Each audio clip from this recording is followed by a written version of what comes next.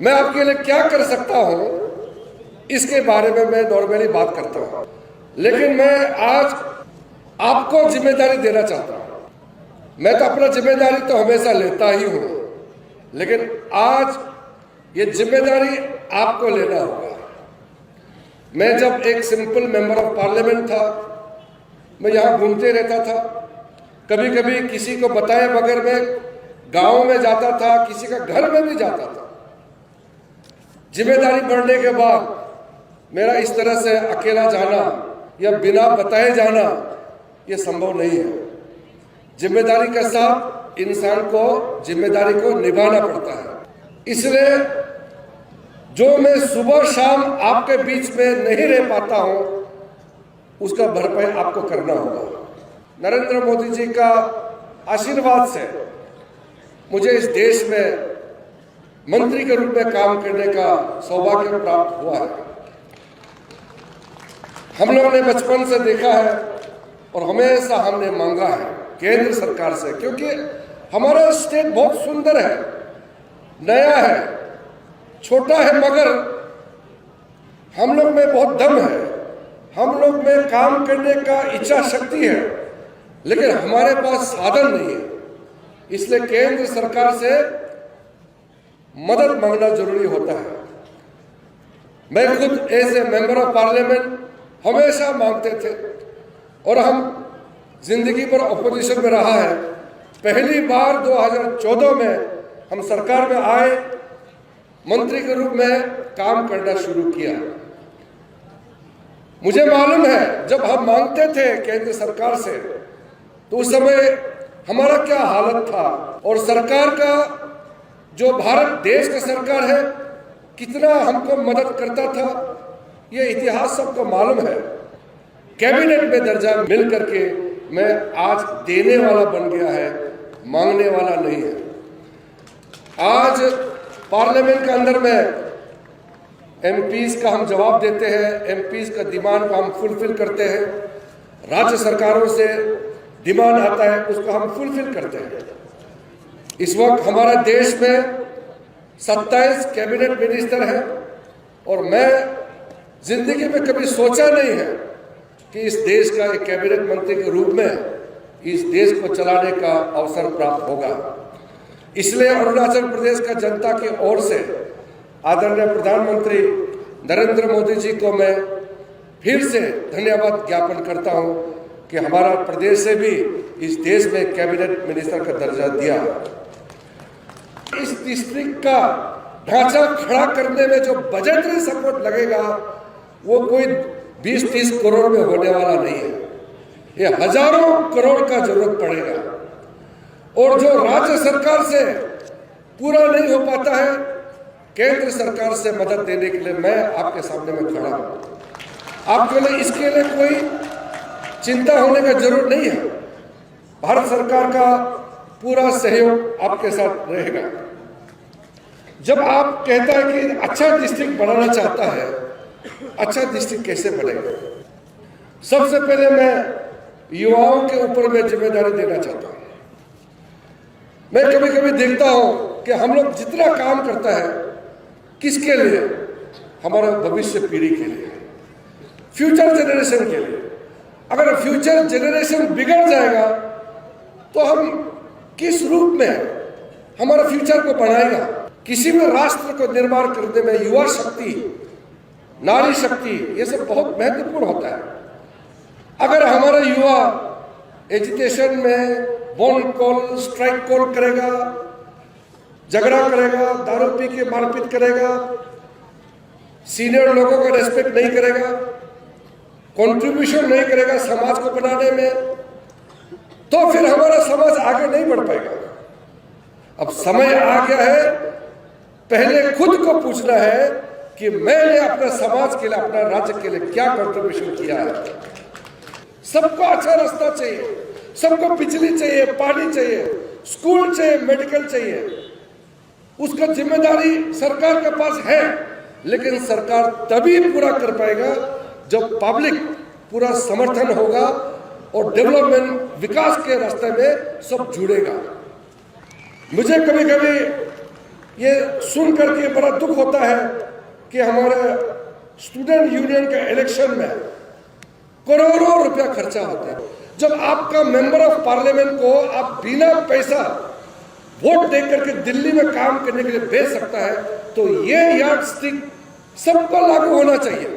तभी तो मैं बोल पाऊंगा एमएलए लोगों को कि खर्चा मत करो। तो एमएलए लोगों को बोलता है कि थोड़ा पैसा ढूंढना पड़ेगा, नहीं तो इलेक्शन में खर्चा नहीं करेगा तो वोट नहीं देगा बोलता है। तो इसीलिए आज जब हम समाज को अच्छा बनाने की बात करते हैं तो क्लीन पॉलिटिक्स, क्लीन इलेक्शन ये उतना ही जरूरी होता है। सारा करप्शन का जड़ चुनाव का खर्चा से होता है। कोई कैंडिडेट तो 40-50 करोड़ फेंक करके एमएलए बनता है और 5 साल वो 40-50 करोड़ को रिकवरी करने में हालत खराब हो जाता है। इसलिए जब हम नया डिस्ट्रिक्ट, नया अरुणाचल का बात करता है तो हर क्षेत्र में सुधार होना पड़ेगा। लास्ट ईयर जो अरुणाचल स्टेटहुड डे में बोला था कि पेमा खांडू सरकार इतना ज्यादा काम कर रहे हैं जो मैं गिनती करके नहीं बता सकता, लेकिन हमारा पब्लिक सर्विस कमीशन में किसी ऑफिसर ने 4-5 लोगों ने मिलकर के पेपर बेच देता है और सारा बदनाम सरकार को उठाना पड़ता है। मैं आपको गाड़ी रास्ता बनाने के लिए जो पैसा सैंक्शन करता है, मैं तो पैसा नहीं मांगता हूँ, कमीशन तो नहीं मांगता हूँ, तो फिर हमारा यहाँ जो ऑफिसर है वो भी कमीशन नहीं मांगना चाहिए और जो कॉन्ट्रैक्टर है वो भी कमीशन नहीं देना चाहिए। क्वालिटी काम होना चाहिए। ये सुधार हम लोग का आज का जो डिस्ट्रिक्ट क्रिएशन है, ऐसा वक्त में हम अपने आप को रेजुलेशन फिर से पास करना होगा। हम मुख से बड़ा काम करेगा बोलने से नहीं होगा, आपका एक्शन क्लीन होना पड़ेगा। कभी कभी मुझे वीडियो भेजता है, यहाँ से अरुणाचल से मैसेज भेजता है कि ये पेपर लीक हो गया, लोग एजिटेशन कर रहे हैं और किरण साहब को बहुत क्रिटिसाइज किया है। क्या क्रिटिसाइज किया है? और पेपर लीक किया, किरण रिजिजू क्या कर रहा है? पेपर लीक जिसने किया उसको अरेस्ट किया है, एक्शन लिया है, और भी जो आगे एक्शन करना चाहता है वो करेगा। आपने डिमांड किया सीबीआई को मैं खुद as a law minister CBI director को बोला कि छोटा केस मत समझो, पेपर लीक हमारे लिए बड़ा केस है, तुरंत जाओ और केस रजिस्टर करो। टीम गया है। एनफोर्समेंट डायरेक्टोरेट का जो डायरेक्टर को बोला है जाइए आप इन्वेस्टिगेट कीजिए। अब उसको किसको अरेस्ट करना है, किसको पकड़ना है वो मैं तय नहीं करूंगा। और सुबह शाम मुझे बोलेगा कि क्या कर रहा है किरण रिजिजू। अगर मैं ये ऑफिसर का काम मैं करूंगा तो फिर मेरा काम कौन करेगा? दिल्ली में आपने मुझे पार्लियामेंट में भेजा है, वो काम कौन करेगा? लाखों लोगों ने वोट दे करके जिम्मेदारी दिया है, अपना अपना जिम्मेदारी खुद को निभाना पड़ेगा। कोई एक पुलिसकर्मी गलती काम करेगा, पूरा पुलिस डिपार्टमेंट बदनाम होता है। एक इंजीनियर अगर गलती करेगा, पूरा इंजीनियर बदनाम होता है। नेशनल हाईवे का काम सबसे लेट, ये पोटिन से लेकर पांगिंग तक सबसे ज्यादा लेट हुआ है। आपने कभी चिंता किया है? अगर रास्ता के लिए मैंने दिल्ली से पैसा भेजने में देर किया है, मुझे जिम्मेदारी देना चाहिए। मेरे समय में अगर आपका पैसा दिया है तो समय में रास्ता नहीं होने का जिम्मेदारी कौन लेगा? अगर ऑफिसर नकली बिल बनाएगा लैंड कंपनसेशन के नाम में, यहाँ का लीडर खुद लैंड कंपनसेशन में खुद इन्वॉल्व होगा, ऑफिसर पब्लिक लीडर, तो फिर जिम्मेदारी कौन लेगा? इसलिए मैं अपना जिम्मेदारी तो मैं निभाऊंगा। मैं इसलिए आपको पहले ही कह दिया, मेरा जिम्मेदारी मैं 100% निभाऊंगा, लेकिन आपका जिम्मेदारी भी आपको भी निभाना होगा। कई पंजाब डिस्ट्रिक्ट का इनॉग्रेशन में कई इंटेलेक्चुअल लोग आया हुआ है, यहाँ इलेक्टेड रिप्रेजेंटेटिव भी है, ऑफिसर भी है, यहाँ समाज को सेवा करने वाला इंटेलेक्चुअल कम्युनिटी के लोग भी हैं। मैं आपको कहना चाहता हूं, अगर आप चुपचाप बैठेगा तो फिर जब समाज बिगड़ेगा तो जिम्मेदारी आपको ऊपर में जाएगा। हीरो तो वो बनना चाहिए जिसने समाज को लेसन दिया है, नॉलेज दिया है। हीरो वो होता है जो हमारा रीति रिवाज, निजी समाज का पूरा इतिहास जो बता सकता है, वो हीरो होता है। हीरो वो होता है जो हमारा शादी नियम नीति के बारे में पूरा सिस्टम को बता सकता है, वो हीरो होता है। हीरो वो होता है अपना मेहनत से कमाया पैसा को जनता का सेवा में डालता है, वो हीरो होता है। लेकिन यहाँ जिसका कोई कंट्रीब्यूशन नहीं है वो गाली देके हीरो बन रहा है। जब तक समाज में शांति नहीं होगा विकास हो नहीं सकता है। हम अरुणाचल को आगे बढ़ते हुए देखना चाहता है, लेकिन साथ साथ में माहौल भी चाहिए। रास्ता भी तभी बनेगा जब यहाँ शांति होगा। आपका अपना घर सुंदर होने से सिर्फ नहीं होगा, आपका गांव सुंदर होना चाहिए, शहर सुंदर होना चाहिए, आपका राज्य सुंदर होना चाहिए।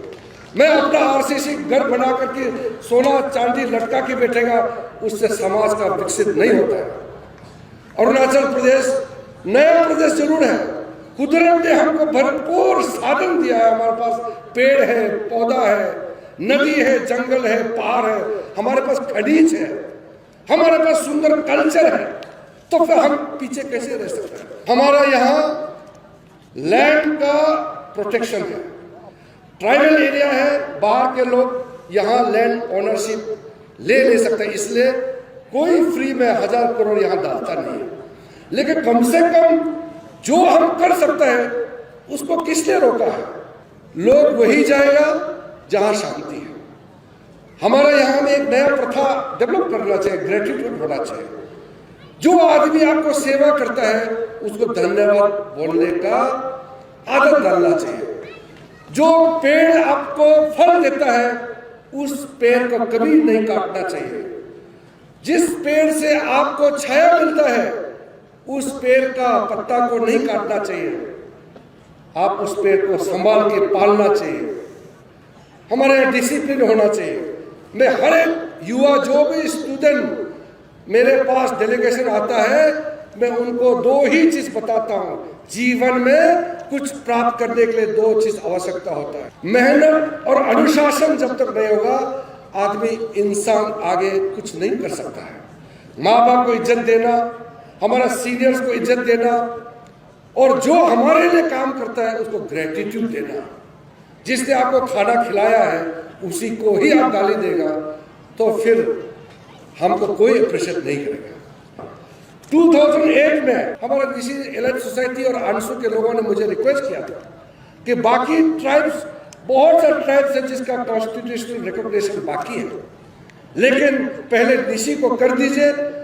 ये क्योंकि कैपिटल एरिया और सबसे बड़ा एरिया है, निशी का पॉपुलेशन ज्यादा है, तो इसको पहले कर दीजिए। तो हम लोगों ने बाकी ट्राइब का मैटर को रोक करके दपला को हटा के निशी पास किया, और जब हमको कैबिनेट दर्जा मिला, आपको ये सुन करके बहुत खुशी मिलेगी। अरुणाचल प्रदेश का जितना छूट गया ट्राइब्स, खुद चीफ मिनिस्टर का ट्राइब, खुद हमारे चोनामिन साहब का, पूरा इतना ट्राइब्स का कॉन्स्टिट्यूशन में नाम नहीं था। हमारा बच्चे स्ट्रगल करते थे, कॉलेज यूनिवर्सिटी में बोलता था कि तुम लोग का तो नाम कॉन्स्टिट्यूशन में है ही नहीं, तो तुम लोग को फैसिलिटी शेड्यूल ट्राइब का कैसे देगा। और 1 महीने के अंदर में मेरा कैबिनेट बनने के बाद मोदी जी का आशीर्वाद से अरुणाचल का 100% पूरा ट्राइब का एक साथ हम लोग ने कॉन्स्टिट्यूशन में रिकॉग्नाइज करके, कैबिनेट ने पास करके, पार्लियामेंट में पास करके आज हम लोग बहुत इज्जत से खड़ा है। 74 इयर्स तक हम लोग ने इंतजार किया है, और 74 इयर्स तक हम ट्राइबल होते हुए भी कॉन्स्टिट्यूशन में हमारा रिकॉग्निशन नहीं था। ये कोई छोटा बात नहीं होता है। मैं आपको आसानी से 2 मिनट में ये बात बता रहा हूं, आप गहराई से जब सोचेंगे इससे बड़ा मुद्दा कुछ नहीं होता है। हम लोग नाला बनाने का झगड़ा करता है, किरण रिजिजू हमारा घर में ये टीना नहीं लगा दिया, उनके गाला गाली होता है, ये सब चलेगा, लेकिन जो आपका सम्मान, आपका इज्जत, आपका पहचान, ये सबसे बड़ा होता है।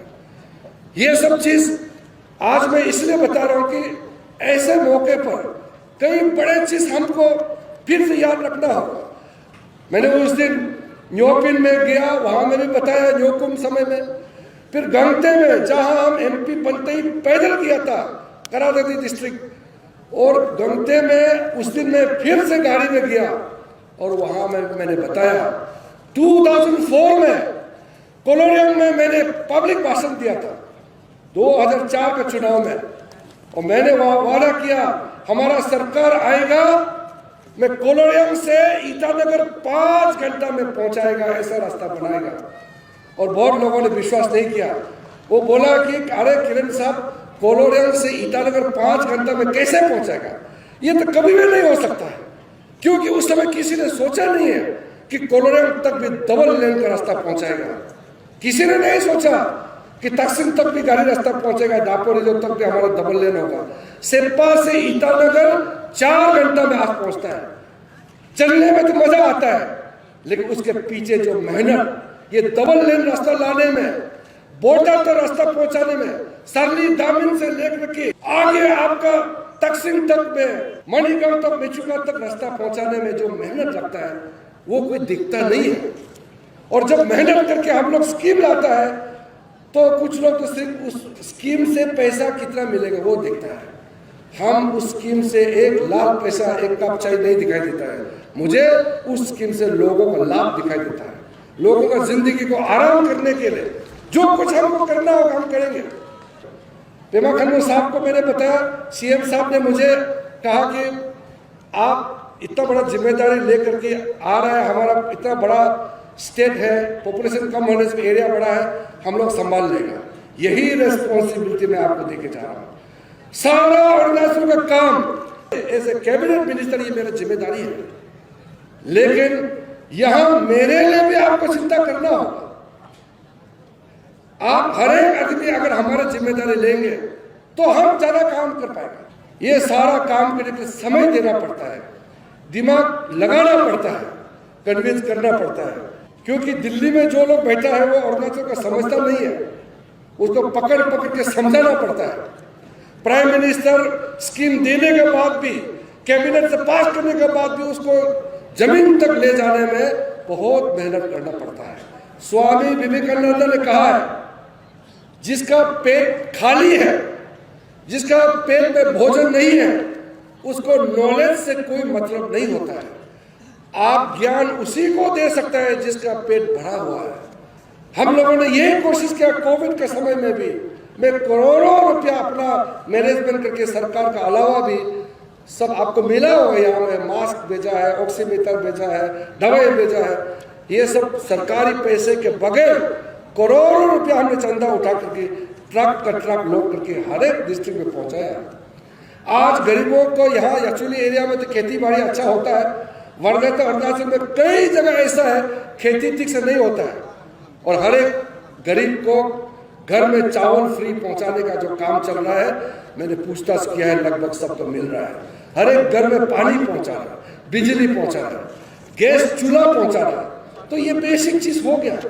अगर ये बिजली, पानी, सड़क जो बेसिक इंसान को चाहिए, अगर ये काम 20 साल पहले हुआ होता तो आज हम आपका रेवेन्यू जनरेशन की बात किया होता। आज मैं आपका बीच में बैठ करके इन्वायरमेंट कॉन्शियसनेस की बात करता, टैक्सेशन के बारे में ज्ञान देता, इकोनॉमिक पॉलिसी के बारे में बात करता। लेकिन फिर स्वामी जी का ही बात याद आता है, जब हमारा बेसिक ही नहीं पहुंचा तो हम आगे जान मार के क्या बताओ। इसलिए आज मैं आपको ऐलान करना चाहता हूं, बेसिक चीज पहुंच चुका है। बिजली, पानी, सड़क जो इंसान को जीने के लिए चाहिए, ये पहुंच गया है। अगले बार इस चुनाव के बाद जो हमारा टारगेट होगा, लोगों का जिंदगी आराम करने के लिए, एम्प्लॉयमेंट जनरेशन के लिए, सेक्टर वाइज डेवलप करते हुए अरुणाचल को एक विकसित अरुणाचल बनाने के लिए हम लोग का काम शुरू हो जाएगा। आपका डिस्ट्रिक्ट हेडक्वार्टर बहुत सुंदर बनेगा और आपका डिस्ट्रिक्ट बहुत प्रोग्रेस करेगा, उसमें मुझे कोई डाउट नहीं है, मुझे कोई शंकाएं नहीं है। साथ साथ हम लोग जब अगले बार यहाँ आएंगे तो इसमें हम लोग प्लानिंग के साथ इसमें आगे क्या कर सकता है उसका चर्चा बाद में करेंगे।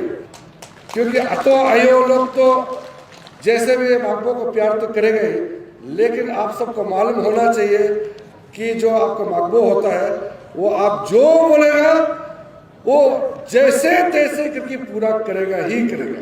तो आपके लिए मैं पूरा ताकत लगा के काम करेंगे। बहुत इज्जत दिया, प्यार दिया और मिथुन भी दिया। ये मिथुन जो है हम आपको ही यहाँ पालने देगा, लेकिन आपको तो हमने बहुत लोग कंप्लेन करते हैं मागबो ने अभी तक भी मिथुन का मीट नहीं खिलाया बोल के। एक नंबर कंप्लेंट करने वाला नवाब रेबिया साहब है। नवाब रेबिया साहब तो जब भी मिलेगा मिथुन का मीट कब खिलाएगा वो बोलते रहता है, तो ये मिथुन हम उसको खिलाएगा और आप शांति से अपना घर बार अच्छा से संभाले। मैं ईश्वर से प्रार्थना करता हूँ डिस्ट्रिक्ट बनने के साथ साथ आपका ज़िंदगी आबाद हो, बच्चों का लाइफ अच्छा हो, यहाँ और आपका डेवलपमेंट हो रहा है वो डबल स्पीड डबल गियर के साथ आप आगे बढ़े। बहुत बहुत धन्यवाद। जय हिंद।